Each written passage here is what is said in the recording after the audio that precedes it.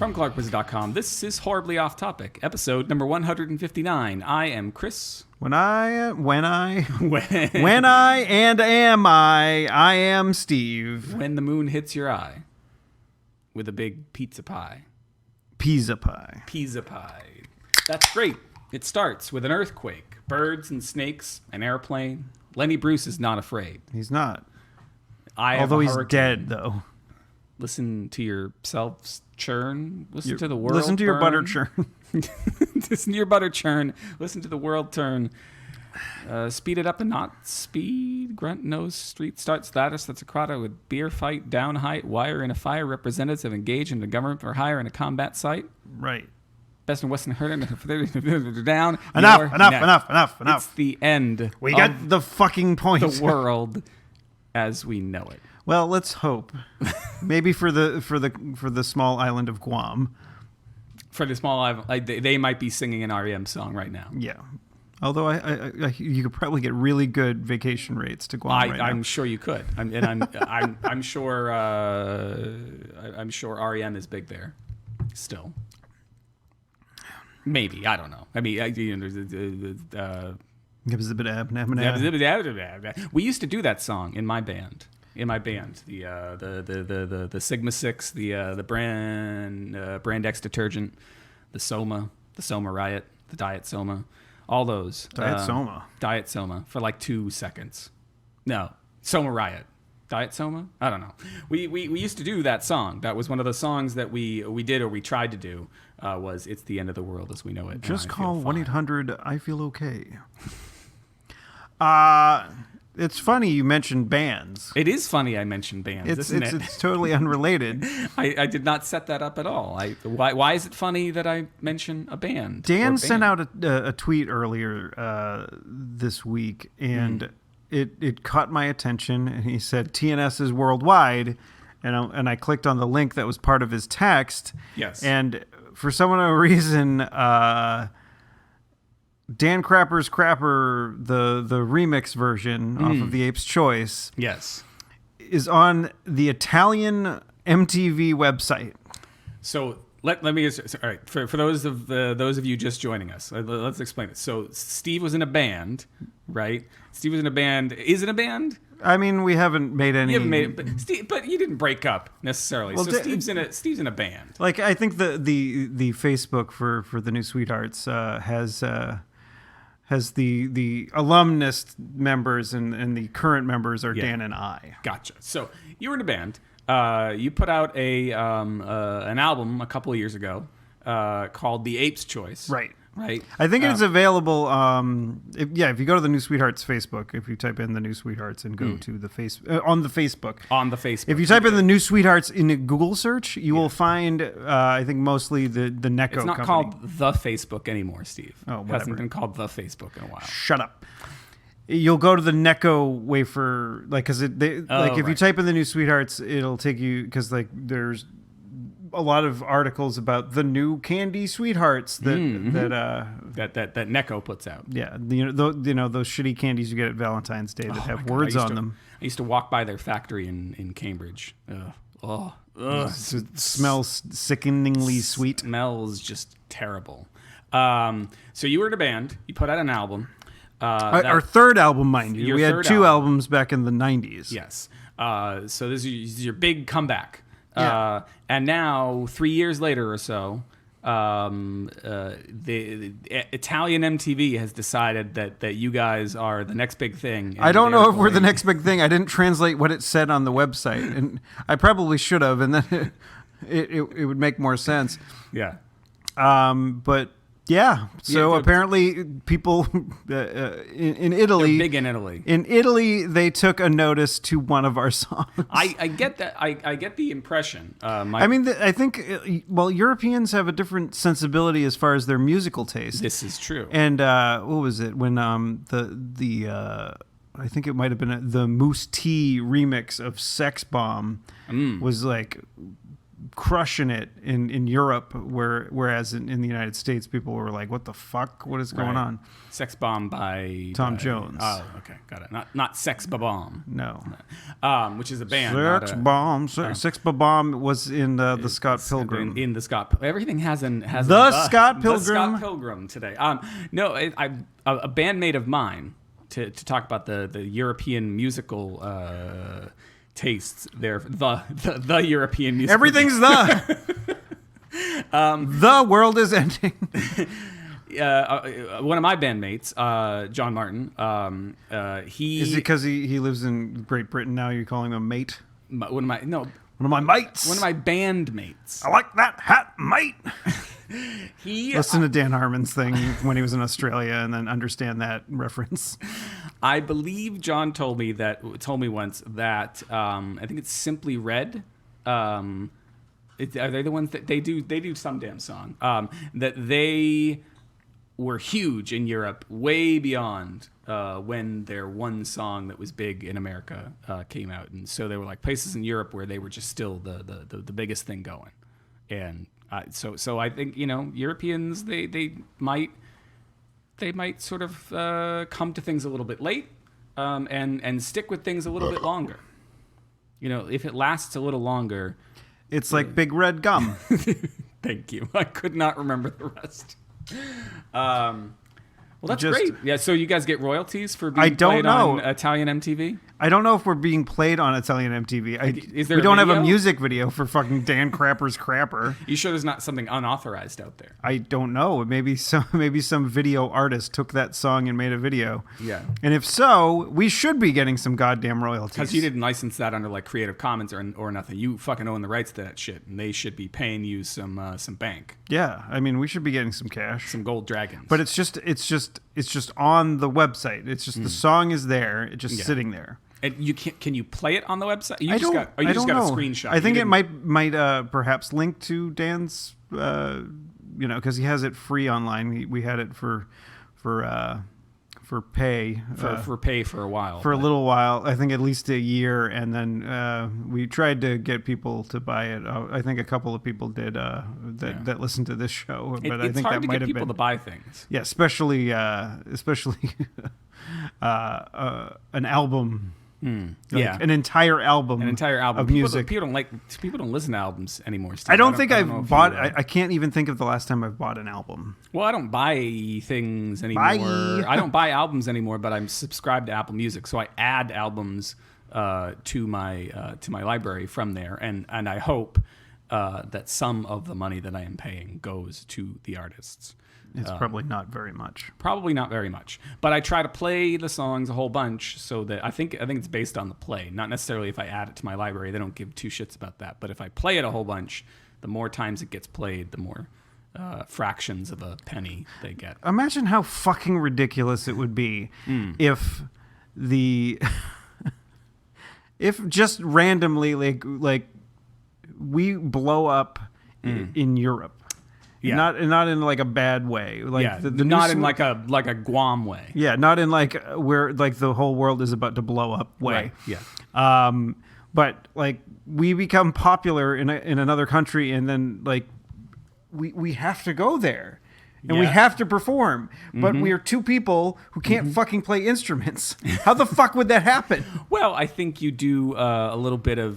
Do we do do we because we did or Dan created a robot, a karaoke version of Diary of a Hobo, which is the theme song to this podcast, this particular podcast. We don't get into the lyrical part of it, but that is so he created a karaoke version of that. So maybe what he could do if like the Italians are like, the new sweethearts. That's my Italian accent. Hey, the new sweethearts. That's really well done. I can't even do accents. Come over here and play your tunes off of the Ape's Choice for us. Yeah. We love your American sensibilities and your sense of humor that we hardly understand. I think this is what it would look like. I mean, if you're asking me as one of the number one band consultants in the world. Oh, really? If you're asking me, I think this is what it looks like. I think there's the two of you. I think you're kind of doing a reverse. If we're looking at the stage, reverse cowgirl. No. Let's say we're from your perspective, not a reverse cowgirl. That's messy. No pile drivers either. And no, so you are. Maybe you got center stage, upstage. We get some sort of a bass drum with no drummer. Okay. That says the band's name on it, because that's where the band's name goes. Yes. Is on the front of the bass drum. I don't know. Do we have it say TNS, or do we have it say the New Sweethearts with the heart logo from the original album? I think because you're touring on the strength of the Ape's Choice, it's got to have TNS and the Ape. I think it's got to be the graphic from the front of the album. That way, they're out there. If they're wondering at all, have they wandered into the right dive bar in Italy, in Rome? Yeah, they got to know. Oh, yep. There's that ape. That's what I'm looking for. I know those guys. And so downstage, apparently they're Canadian Italians. I know those guys, eh? So downstage left. I think we've got you and a microphone and maybe a tambourine. I think you need something. We don't need tambourines. You need a tambourine. No. All right. Just you and a mic stand and a tambourine. And downstage. Maybe we just have dancing girls. A harmonica? No, you need something. You need something on the stage besides the two of us and a fucking TV screen. I didn't say anything about a TV screen. We need a TV screen for our karaoke versions. Well, no, the TV screens go down. Because I don't remember the words to half these TV fucking screens songs. go down by... this is how they do it today, Steve. You're talking to the number one band consultant in the world. Your TV screen for you... But we need, like, dancing girls on the... Okay, I didn't say anything. I didn't say no to the dancing girls. I'm just trying to inform you how things work today. With big booties. Shaking the booties. The TV screen is not for the audience, it's for you, and it goes down by the monitors. Is that why we're upstage? You're downstage. Upstage is where the drum that nobody is drumming. Oh, we could bring back what the fuck, Quincy. Quincy? It was Kwincy. He was our drummer for a brief period. Is he a robot? No, he was a bag of leaves like the scarecrow bag of leaves that we put a paper towel roll on his head. Absolutely perfect. His head. So now we need. I did not know about Quincy. I'm sorry. we need a full drum kit. So we need a full drum kit upstage, center stage, with Quincy behind it, Ape on the front. Of the bass drum. He also was a medical examiner before he was our drummer. Actually, you know what? You need a double bass drum. Oh. Double bass drum like a heavy metal band. So on one of the bass drums you got TNS, on the other drum you got the Ape. They should both have their own Should I wear space. I sort of retired it, but my old TNS shirt with the cat licking its chops with the back of the shirt is just almost completely gone. It's just like one giant hole.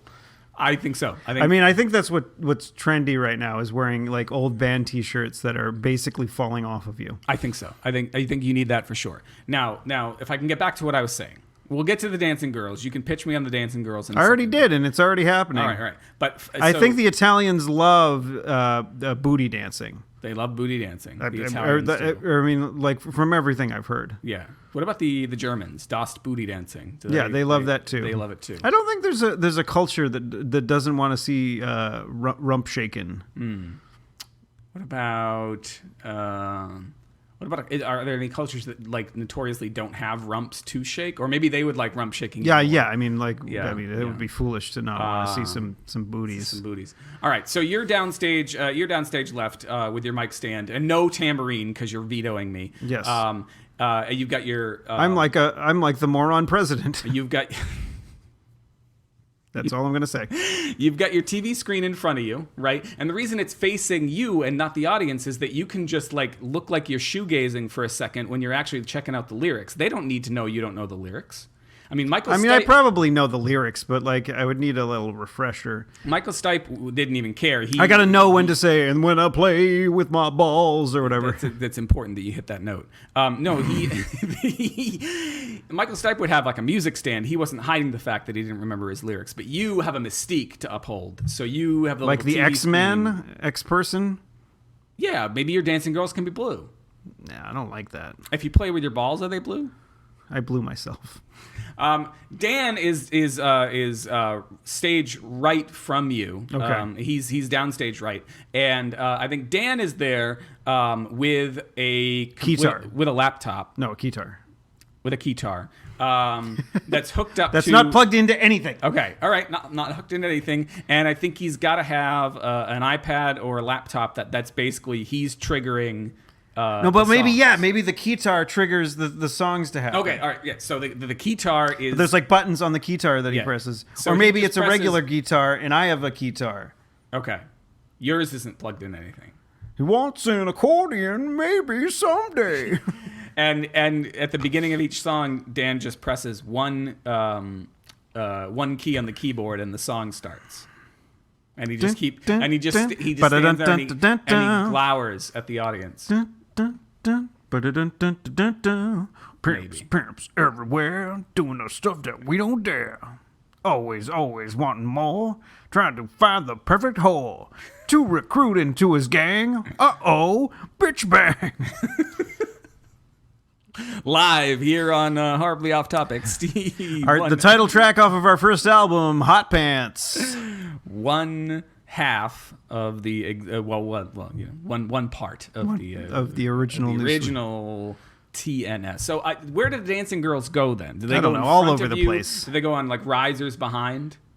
Like, I don't know. Maybe they're in I don't know. They're just wherever. You know. Are they in like cages, like 60s style? No. Or do they just get like poles, like like 90s aughts? I don't want to like force them into like any sort of like cage or anything. I think that would be inappropriate. Well, I mean, I'm saying it would be in keeping. Do you think we can play Vatican City?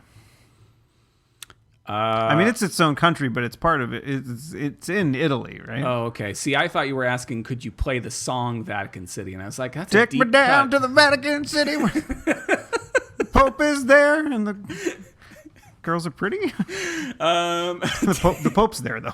The Pope. That's an important part. That's where he lives. The Pope is there, and the Cardinals are shitty. No, I don't know. Take me down to the Vatican City. No, that's enough. Yeah. We're not gonna fucking write a parody song live on the air, please. Yeah, no. So I think this could work. I think maybe you can play Vatican City. I know it is a different country. I'm sure there's some bar there. So the Catholics got to unwind too. Right? I don't know if this is there bars in Vatican City? I don't know. There's got to be bars in Vatican City, right? There's. I mean. You'd think in extremely holy places they wouldn't have like things like that. Oh, or maybe that's on. just the puritanical. The fucking Catholics drink wine. Yeah, they drink the blood of their god. They drink wine, but like they also are like let's not do anything on Sunday because it's the holy. It's one day of God's 3-day weekend.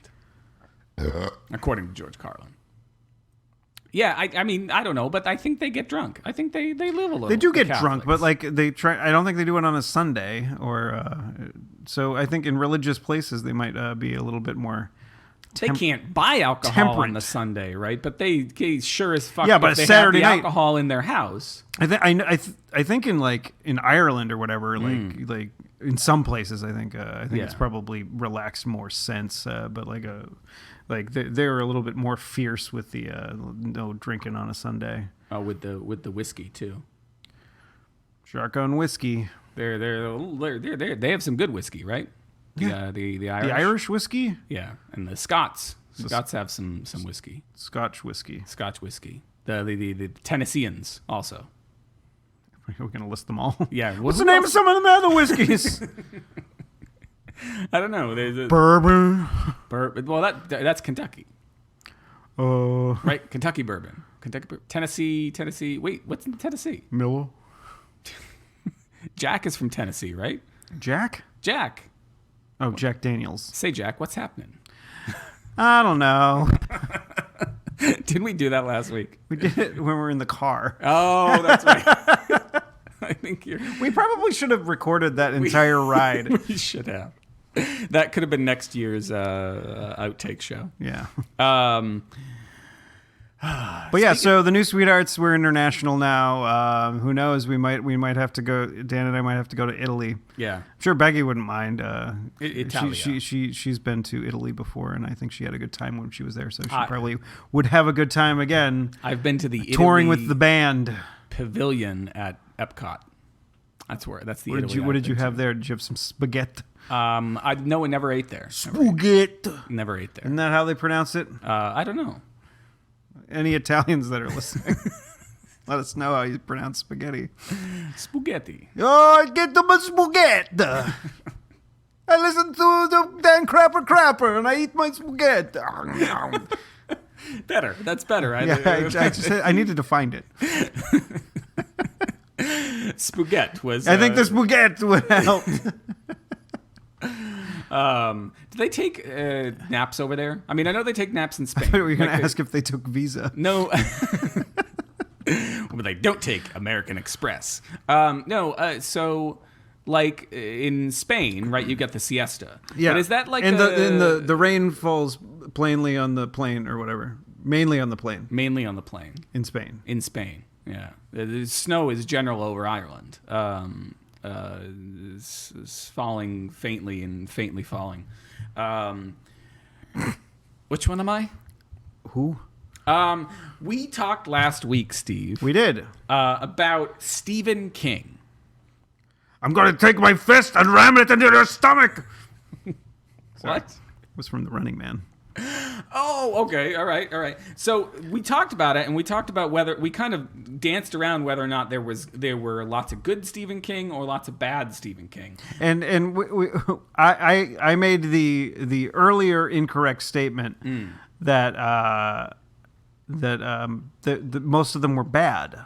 Yeah. But you know. We just started listening. We started listening them, and then I was like, "Wow, that one's good. That one's good. That one's good." Well, it turns out, Steve, that according to Metacritic.com, there are fake news. There are 30 Gamergate. There are 37 in a row. Yes, there are 37 Stephen King adaptations on their list here, and they have ranked them based on their Metacritic scores. Okay. So I was thinking we could go through these. Do you want to start at the bottom? We should start at the bottom. Yeah. We should start at the bottom. I'm going to mention some of them. It's like when you're washing yourself in the shower. You should start at the bottom. Is that how it works? I think so. I always wash my hair, or I put the shampoo in my hair first because I have bad scalp, and so very often even. Do you have like a special shampoo? Yeah, so I very often I'm using a special shampoo that has to stay in there. But now out of habit I always shampoo first because even if I'm just using regular shampoo. Is it No More Tears? I'll be using Dodge Baby shampoo for years. Ozzy told me there'd be no more tears too, didn't he? Once. Didn't Ozzy tell me that? Very musical show today. The Mangler is number 37. I've never heard of The Mangler. On the list. Based on a same-titled short story, this quote-unquote ludicrous 1995 entry is about a laundry press from hell. Was this like a direct-to-TV kind of movie? No, it was at the box office. So, it does not have any. This does not include The Stand or anything like nothing. Not the miniseries. Only the stuff that was because it was a miniseries. Right. So this is just the stuff that was released. The Langoliers. Not that one. No. Yeah, and yeah. It earned just $1.8 million domestically in 1995. How much did they spend on it? I do not. Probably more than that. So it's not only the lowest scored film on the list, but also the lowest grossing wide release. And it's the one we are completely unaware of. Yes. All right. So number 36 was Maximum Overdrive. I like that movie. We actually that came up last night during D&D. Did it really? Yeah. What? How? In what way did Maximo? I think we were just talking about trucks or something. I have no idea. Like, it was King wrote and directed. Oh, he did. Maximum Overdrive. The Green Goblin like truck or whatever. I don't know. I've never seen it, but it's not great, but it's. I think it's just campy enough to be enjoyable. Yeah. Number 35, Silver Bullet. Weren't you in Silver Bullet with Corey Haim? Yes, indeed, you did. I think you got me mistaken because I'm not your Gary Busey boy. I don't know. It's a Cornmo song. Brian will appreciate that. I was not aware. One of the many posters Brian got signed by an artist or whatever that said "fuck dumb shit."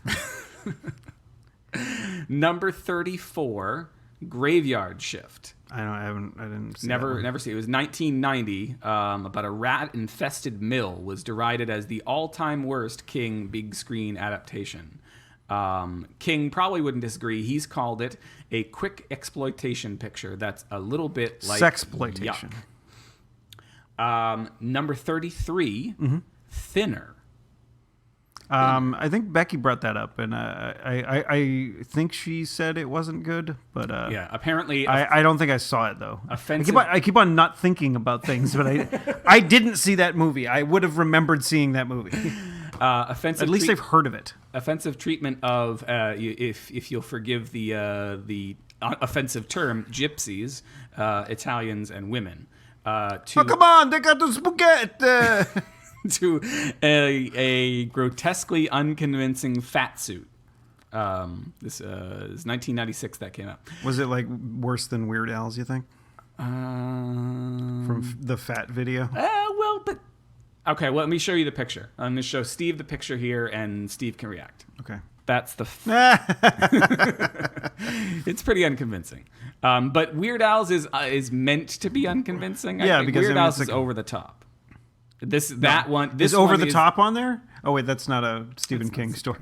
Number 31 is a tie. So number 32, This is 31. a long list. This is going to take well, up I most know. of the fucking That's show. why I'm trying to speed through some of them. Okay. Dreamcatcher, which was released in 2003. Oh, I saw that one, and it wasn't that great. Wasn't that good? And The Dark Tower, the most recent one. Okay, I haven't seen it. They put that down there. But people have said bad things. Yes. Number 30. Number 30. The Night Flyer. Again, another one I've never heard of. A 1998 vampire tale played on fewer than 100 domestic screens and grossed only about $125,000. Well, it was only on fucking so many screens. Yeah. Number 29, 2004's Riding the Bullet. Hold on, let me open this other beer. This bottle of beer.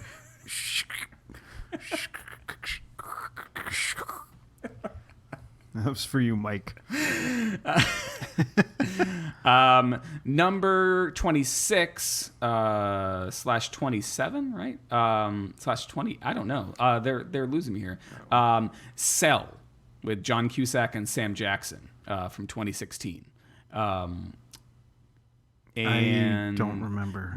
That was one of I remember when that book came out. That was a book that came out. Was it based on the Dragon Ball Z character? No. It was based on a virus that would have turning been people into assholes with a cell phone, something like that. I thought like through your cell phones you became assholes or something. No, that was in that fucking Kingsman movie. It's also in Cell. And Sam Jackson's in both of those fucking movies. How is he not like, I did this before? And the next one is Sleepwalkers, right? Which was features a cat, apparently. Critics called it idiotic, silly, and unusually stupid. Number 26 again. It was a three-way tie for number 26. That's why. Pet Cemetery. Wow. Yeah. It got a 38 on the Metacritic score, so that's why it's down here. It says, this King penned 1989 adaptation of his Raising the Dead novel of the same name was both a box office hit and a punching bag for critics, who pummeled it as schlock and ham-handed director Mary Lambert. So it was a box office hit, but it... Yeah, people... I mean, the people loved it. The people loved it. I mean... People's elbow. People also love our moron president. Probably about 39%. Probably. Number 25, Creepshow 2. Creepshow 2. Who directed that? That was... I don't know. Doesn't say. Maybe George Romero? But, I think it might have been Romero. And I mean, it's got a script by Romero, but it does not say who directed it. So, I mean, it's probably been a very long time since I've seen it, but I do remember enjoying it. So okay. I guess we're getting into the ones that I actually like. Yes, we're getting to the ones that are kind of, maybe the audiences love them, but critics didn't necessarily love them. So number 2324 is Stephen King's A Good Marriage from 2014. I don't remember that. And number Needful Things. I've read the book, and that's weird because that's something that I hardly ever say. Yeah, and it's probably a book that I never should have read when I read it. I read it like when I was like 15. Yeah, well, the book, the movie came out in 93. And the book was just a year or two before that. Yeah, so I think I read it in... No, I think I was either 13 or 14 when I read that book. And because I remember wanting to go see the movie because I read the book. Okay. And or maybe I saw the movie and then I read the book, and I was like, wow, this is like, because like the movie was okay. Yeah. I saw this movie. I don't want to cut you off though. Yeah, but then I read the book, and it was so much more sexual. Oh, really? And it was like something that I probably shouldn't have read at that point. But I also read The Stand like after the miniseries of The Stand, which is around the same time. Yeah. And this, I guess, that was like in the age where I was like, oh, books, reading is fundamental. Well, but also like, and I don't know if you're like me, the Chelmsford Library is right near where I lived, and I also it was near where I lived at the time. Yeah, and I delivered papers there, and so I was there at least once a day, 5 days every day. Well, it's like 6 days a week, 7 days a week. They didn't get the Sunday. That was where your half of the route was? Yeah, my half of the route was down by the library. So I was there a lot, and what I realized at around that age, I had my route at around the same age that you're talking about, and then I didn't have my route by the time you were that age. Or something like that. I don't know. But around that same age, we're about 2 years apart. So, yeah, I mean, this is probably right before you started working at Stop and Shop. Yeah. Or Purity Supreme. Purity Supreme, yeah. I discovered that books had sex in them, and that nobody was going to stop me from reading a book. From reading books. and it's sad that would be a thing. Did you hear that, kids? You can learn about all the... Well, actually, they probably could easily find like gratuitous sex online. Yeah. But if you want to like be titillated with your mind, read a book, for fuck's sake. Now, see, like as a writer, I've come to respect those books even more because it's really fucking hard to write a good sex scene. And so and I'm not saying that all of the sex scenes I read in Stephen King or Anne Rice or Clive Barker or any of those things were good. I'm just saying that it's really hard to write them. So the fact that so a lot of people don't even attempt them. Anyway, so I was discovering that sex in books was a thing. And that's how I started reading Stephen King. That's how I started reading Anne Rice and all the stuff I was reading at that time. Man, I could go for some Anne Rice right now. Needful Things, I watched, we were talking about bands earlier. So one of the people that I knew that was in a band, and it was a band that was even smaller than your band. It was a one-person band. It was a guy named Ed, and I won't say his last name because I swear that I saw a political sign in town with his name. I don't know if it was his dad or like just a totally different other person. Okay. Within the last couple of years, so I'm not going to say. Wait! I think I was there. Did we watch that movie at the same night? I was at Ed's house. Yes, with a bunch of people for his birthday. That's holy shit! The crossover. Oh fuck, that's weird. Because Ed was a little bit younger than me, so like he was in my grade. But he had this. For whatever reason, maybe we were in art together or something. He and I were hanging out a lot that particular summer. And I was jealous of his demo tape collection because he bought every band in our high school. He had their demo tape, including some bands that I really liked. Anyway, and this was pre-TNS. So. Yeah. So Needful Things. Okay. Number 21 and 22, a tie, The Running Man. The Running Man is great. I love The Running Man. I will that's one of those movies that if it's on TV, I will stop it. I'll be like, "Ooh, The Running Man," and I'll stop it and watch the DVD of it. Yeah, or like try to find it online or something. Smart. Not a lot of people. My dad, do that. he will do that. He'll be like, "Oh, this movie's on TV," and I'm like, "Pop, you have this fucking movie." I won't say fucking. Pop, you have this movie. Why are you watching it on television? Because I don't want to get up and. I like sitting here for 3 hours instead of the 2.5 hours that I could. Or maybe 2 or an hour and a half. Yeah. Running Man is great. I love that fucking movie. So that one has a 45 on Metacritic. It says, the futuristic but prescient 1987 Arnold Schwarzenegger sci-fi action box office hit was praised for Richard Dawson's performance as a sleazy reality TV host, but panned for devolving into a silly chase movie. Well, I don't know. It's just... Yeah. But it's Trust Steve, not Metacritic. But it's sort of like... I mean, it's sort of painting... what our society is turning into. Yeah. Into because they have it's like, who have you seen it? I haven't seen it. Okay, so it's the main character in the book. I think it was just a weakling, just regular dude. But in the movie, it's Arnold. It's Arnold.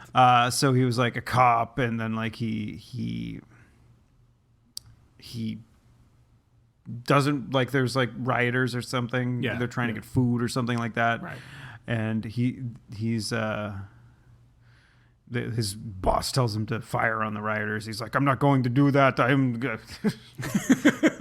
They're just trying to get food. He does and then they knock him out and whatever, and then they claim that he bombed them anyways, and then he goes into jail, and then he escapes jail, and he ends up on this fucking TV show. On the TV show, yeah. Which is a death reality show.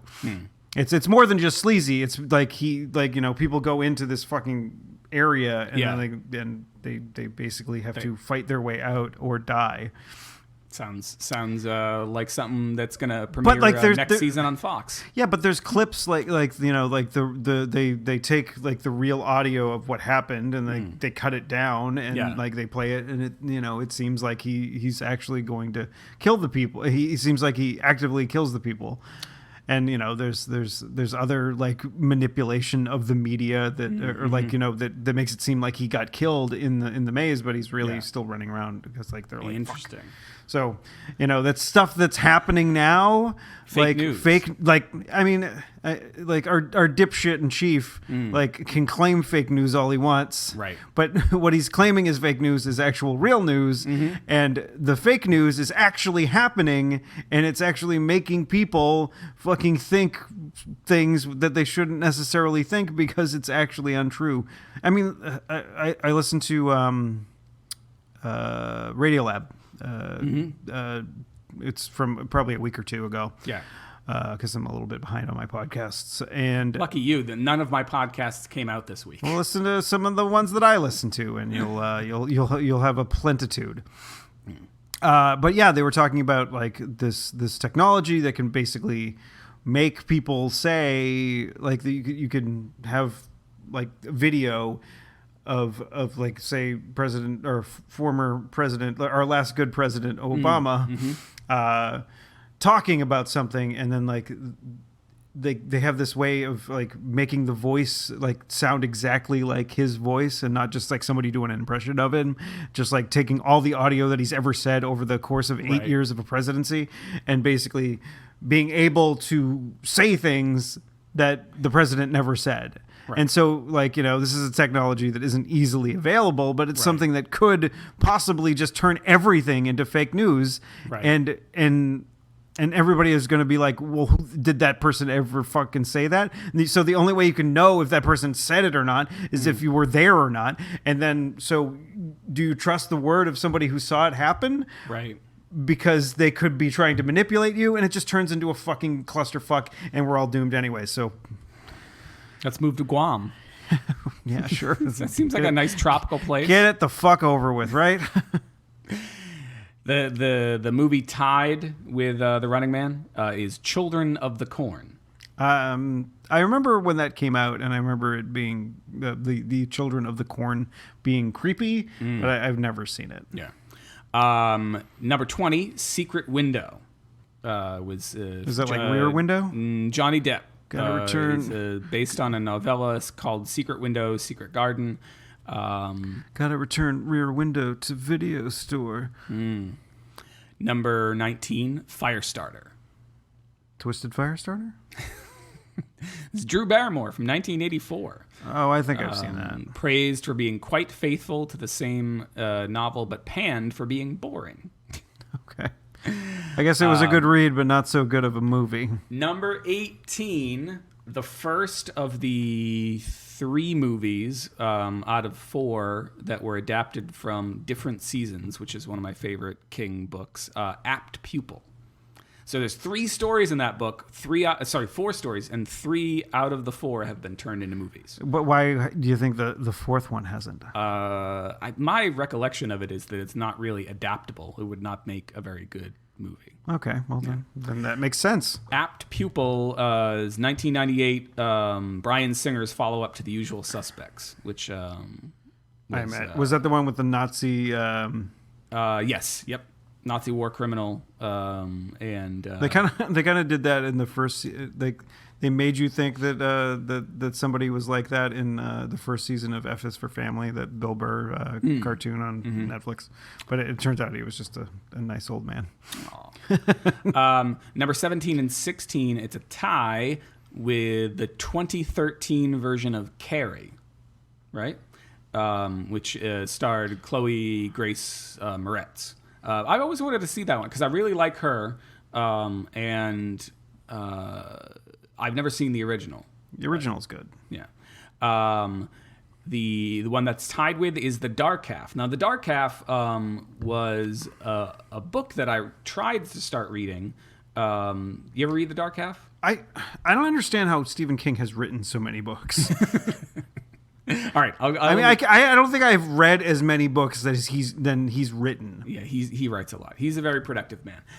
Number 15. He's like Ichiro Oda. Number 15, Hearts at Atlantis, which featured the guy who grew up to be fucking Chekhov, who then died, got run over by his car. And Anthony Hopkins. Number 13. Sir Anthony Hopkins. Number 14, 13 is a tie between Cujo and Christine. The killer dog and the killer car. Number 12 is The Mist. Now this is the one that we did talk about, and I think I was completely wrong in saying that the ending was bad. Yeah. Because we watched a video online about a couple of Stephen King's things, and I was like, wait, I think the ending was better. I think it was the ending in the book wasn't that great. And the ending of the film was better. They changed it, yeah. And I had a student in the last couple of years who did a paper on that adaptation, and I can't remember now what they said, but they were obviously they were a student of both the story and the and one of your students and the book. They were also my student, yeah. Number 11, Creepshow. The original Creepshow, 1982 anthology directed by Romero. Okay, so Romero did the first one. Yes, and he wrote the script for the second one. It didn't say whether or not the second one was also directed by Romero. Okay. Number 10, The Shining. I mean, I think Kubrick. I think Barry Lyndon is the only one that I never really took a fancy to. Yeah. But I think his filmography, although sparse because he takes so long to create these fucking movies. Yeah. Is Tom Cruise watching people fuck. Yeah. I mean, it was Eyes Wide Shut was definitely worth watching. It was worth watching for whatever age I was at around the time that I first saw it, because I was just like, oh my God, there's so much sex. I need to watch this again. I think it was You must have been like 19 or 20 at that point. Yeah. Okay. It was shortly. It was probably around the time of my really horrible summer where like I had messed up every friendship that I had trying to get a date and lost my virginity to somebody who didn't like me very much and tune into like episode what was it? Yeah, like, whatever. Way back. So it might have been around that time where I was just like, well, I just want to watch a movie with. I just want to watch people fuck on screen, and I don't want to watch porn. I just want to watch people fucking like a regular movie. It's classier. Did you go to the theaters to see it? No. I think I rented it from Blockbuster. Yeah, so I've never seen The Shining. I know. Yeah. I mean, it's visually striking. Like, I mean, I've never read the story, so I don't know. I mean, like people say it's not a faithful. No, King and King hates it. Yeah, but I think it's a great piece of cinema. But there's also a documentary on how or basically about the symbolism of everything that's in that movie and how it's Kubrick trying to tell the world that he was the person that filmed the fake moon landing.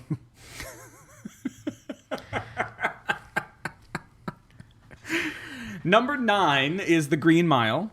I never saw that one again, but I also I really wanted to, and I was really intrigued at the time by the way that he put it out. That he put it out as the books before the movie came out. That the books were a series of it was serialized, so you'd get like I don't know 100-something pages of it one month or whatever, and then like a couple months later the next one would come out and whatever. It was a really interesting thing to me as a young writer.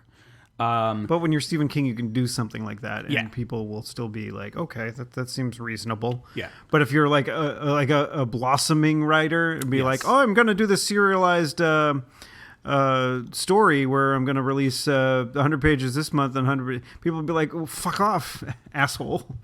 I hope they do say that to me next year when I decide to do that.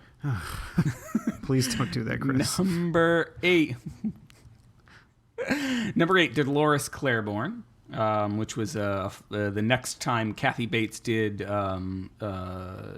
Stephen King after Misery. I'm sure Misery is we haven't said it yet. Yep.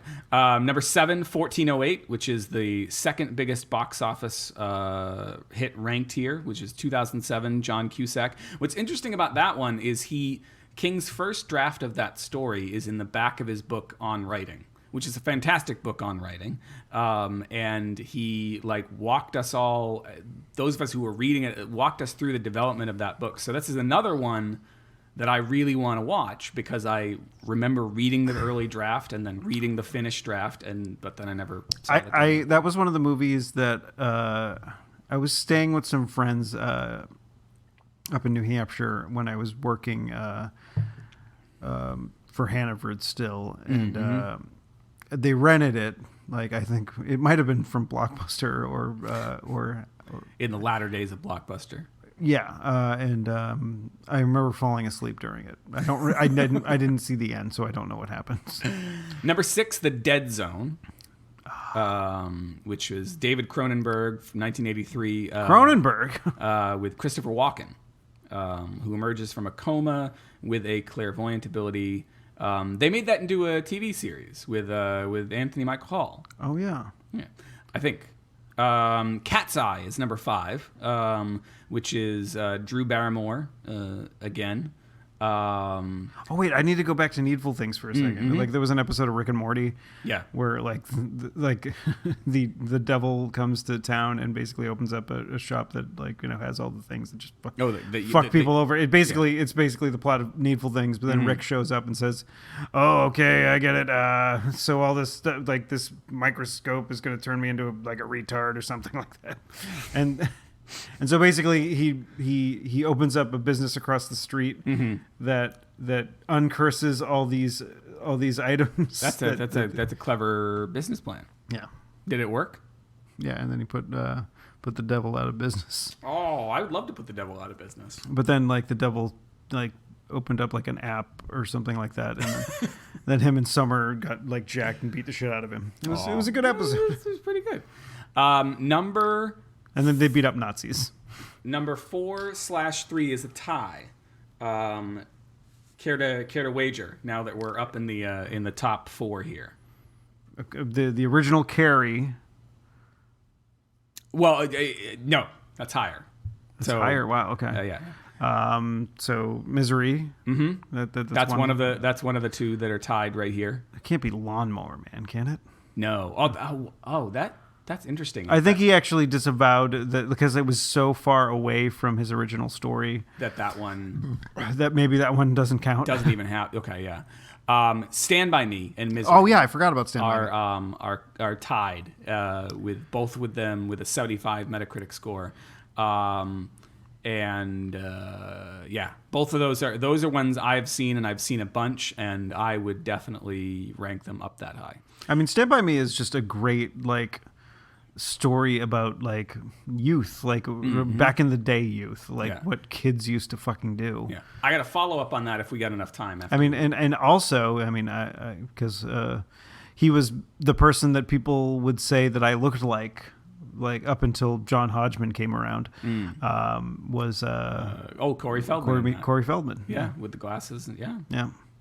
Especially when I didn't have facial hair. Okay, so we got 2 left. You already mentioned one of them. Just fucking say them. Number 2 is The Shawshank Redemption. Oh, Shawshank. So I keep on forgetting that was a King novel. Yeah, well, it's a novella, and it together with Apt Pupil and Stand By Me are those 3 of the 4 stories from different seasons. And that's probably why each of those movies is really. It's probably a decent adaptation of each of those things. As I was saying, I think and I've said this before. If I didn't say this last week, like a short story is perfect for a film, and a novella is also pretty good. You have in novellas sometimes you have to kind of condense stuff down, but that shorter piece is better for film. I'd like to say that the blah blah blah didn't beat the shit out of whatever. Number 1 is Carrie. At least according to Metacritic, because this is all based on what their Metacritic score is. So it's got a Metacritic score of 85. It was the first King adaptation of the author's first published novel, no less. It is an absolutely spellbinding horror movie, quote unquote, that rated 1976 Oscar nominations for Sissy Spacek and Piper Laurie and became Brian De Palma's first big hit. Nice. Called by Pauline Kael the best scary funny movie since Jaws, a teasing, terrifying, lyrical shocker. Any surprises? I mean, I'm surprised that The Shining is so low on that list. Yeah, like, I mean, I think it's probably only low on that list because it's all based on what the Metacritic score is. So the critics. What the fuck? Critics thought that The Shining was a bad movie. I don't. I can understand Stephen King not liking it because it wasn't like his fucking book. So what did they say about it? I think when we were at that point, we were just talking about it. We were just talking about it. So it says the 1980 Stanley Kubrick horror classic with Jack Nicholson yielded more Razzie nominations, 2, than Oscar nods, 0. And while some critics raved, others found it quote unquote disappointing. King is in the latter camp. What the fuck? Who the fuck? Here's Jeremy Knox from Film Threat. He says, half the time you have to guess what the hell is going on, and if you're not familiar with Kubrick's narrative style, you'll be completely lost. Whatever. Fucking... Hey, I'm a film critic. That's not... Well, yeah. I know. Go make something. Yeah. Fucking critics. No, I'm not... I mean, we're fucking critics, because we're talking about things we like and don't like. Jesus Christ. But we also make something. We make this here show. Yeah, but a lot of it is us talking about things we like and don't like. Yeah, but I know. But we make jokes and we make each other laugh. But I don't know. Make each other cry. Like, we make a lot of stuff. You don't know what. But it just, if you're unaware of I don't know. That just bugs me. Yeah, that critics would fucking say that movie's shit. Yeah, I think you are not alone. I think it's a very beloved movie. I mean, are these like movie or like the critics from that time? I think it's from that time. Yeah. Well, but as time goes on, shouldn't like? Well, I guess you don't get. That's the I guess you don't get reviewed again. Yeah. Yes, you don't because like people aren't gonna unless they have a re-release in the theaters. Right. So that's the problem with this particular list is that it's all based on. I mean, I wanted to go through it because it's comprehensive and it like lets us know about all these weird things we never fucking heard of. I thought that would be a bit of a nice thing. Yeah, that's nice. Well, so we had a few minutes left, and I want to ask. Holy shit, that took up most of the show. My follow-up question, which was, I saw this tweet earlier today or earlier this week. Is it about the new Sweethearts? It is not about the new Tweethearts. That's not a good title. Have we had a title? We've had a title. I don't know. Somewhere. I don't know. It's maybe like there hasn't been a standout though. Yeah. The one that we're like, that's it. Yeah. Albert Mueller tweeted, "What movie turned you into the geek you are? The one that changed everything. The reason you now talk about movies online or in real life for hours." And like we just did. And so I responded, I retweeted that, and I responded that Stand By Me is because it took me a second. I was thinking, because I think all the other responses I'd seen were like movies you saw as a kid. So like somebody said the 1989 Batman and stuff like that. And so I was like, well, what movie as a kid really changed everything for me? And I thought of two, and I thought of Stand By Me and The Goonies, right? Both very good, and like they have like both movies are like have kids in them, yeah, but they're not fucking kid movies, right? Yeah, like you can watch like I imagine like an adult could have easily gone to either of those films with their child, we're not like a little kid because those movies aren't for little kids, but could have gone like with their 10, 11, 12-year-old kid and been like, I enjoyed that movie. Yeah. And not have been like, oh my God, it's just like one big fucking toy commercial. Yeah. Well, and I think the reason I ended up going with Stand By Me is because it's got a little bit of the somber edge to it that Goonies does. Like a little bit more of the serious edge. The fact that it starts and ends with Richard Dreyfuss sitting there typing and he narrates at certain parts throughout.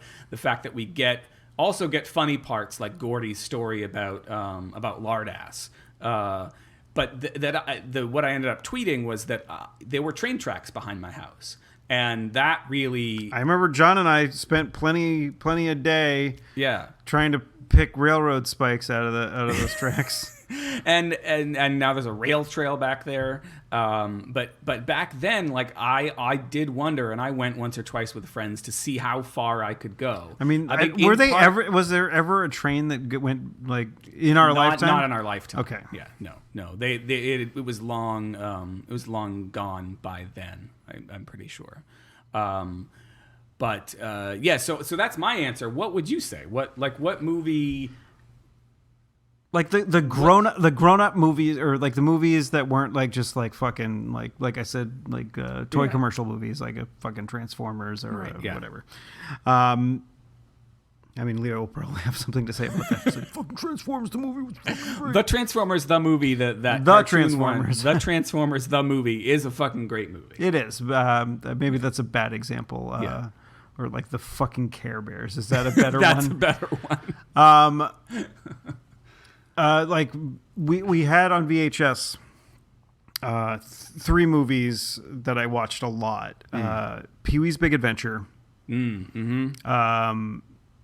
Back to the Future. Yeah. And Ghostbusters. Those are 3 good ones. I haven't seen Pee-wee's as much as the other 2, but I mean, but each of them had a part where Ghostbusters and Pee-wee both had a part where I would shut my eyes like when I was a little kid, because what was it, the Large Marge part, right? In Pee-wee, like I was so scared of whatever, like, and it looked like this. I think what was it? I think it was back in the it was either the spring or the winter. Paul Rubens, I follow Paul Rubens on Twitter, and he like tweeted out that Large Marge died like X amount of years ago today, and it was like the plaque at the. It's like, hey, everybody. Large Marge sent me. And everybody's like, what? It was a night just like tonight. What was the part in Ghostbusters that made you... It was at the... Was it the blowjob? No, it was at the beginning. The ghost, like, in the library. Oh, okay. Mm-hmm. So, like, at the very beginning of the movie. Yeah. Which, of course, like, you've been to a library, so, like, you can envision... I've never been to...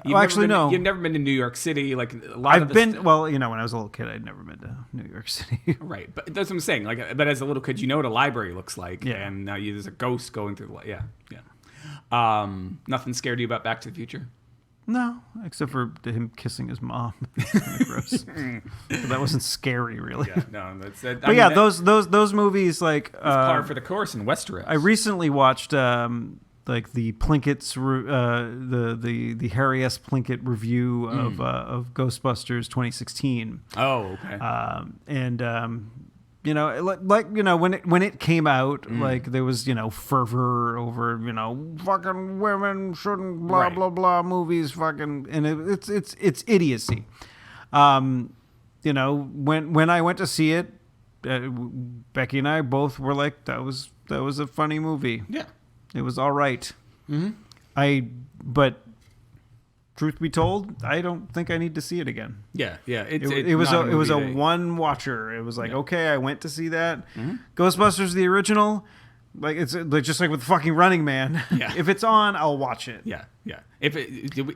We talked. I was going to say, did we talk about Running Man during the show? Yes, we did. Yeah, it was so long ago during our list. Yes, so it's a great and it's one of those things that I like. With a Big Lebowski or whatever. I have to stop myself from quoting. Yeah, it was a value drug. Really tied the room together. And then in Back to the Future, same deal. I mean, luckily they haven't remade it. Yeah. Oh gosh, I really hope they don't. I mean, what they would like if it was like now, going from 2017 back to like 1987 or whatever. Yeah. That I don't know. Like, what would that be like? It would be like that episode. Also, that just made me feel really fucking old. Yeah. Well, no. 1985. Really? Fuck you're gonna be me. Jesus Christ. That's what it would be? Yes. That's 30 years ago? Yes. Fucking hell. Oh, yeah, because I'm going to be fucking 40. Yep. Did you forget? For about an hour, I forgot. My dad. While we were doing this show, it's my dad's birthday today, and he just turned 60. And your mom is going to do the same tomorrow. Do the same tomorrow. Yeah, we're recording early. Yes, we are recording early. I have like a little over 8 weeks until I'm fucking 40. It's fine, dude. It's not fine. You probably still get carded every once in a while, and you're like, yeah, thanks, no, I appreciate that. I really don't. Well, you don't order drinks enough, then. This is true. I don't. Maybe I need to go order a drink. Just go. Oh no, not right now because you need to go home to your family. Yeah, that's true. But like when we do like hang out and go out, just like you'll get carded and you'll be like, oh yeah, I still got it. I still got it. I'm still youngish. You got hair. Good looks. You got hair. It's not. I don't see a whole heck of a lot of gray. You're doing pretty beard. Okay. So am I. So fucking whatever. 1987. Yes. Jesus Christ. That's no. They could take you back to the Vatican City, right? Or they could just travel back to early November 2016. Just go back 1 year in the past. 1 year in the past. And just try to take care of something. How about just like nuke the Russians? Go back.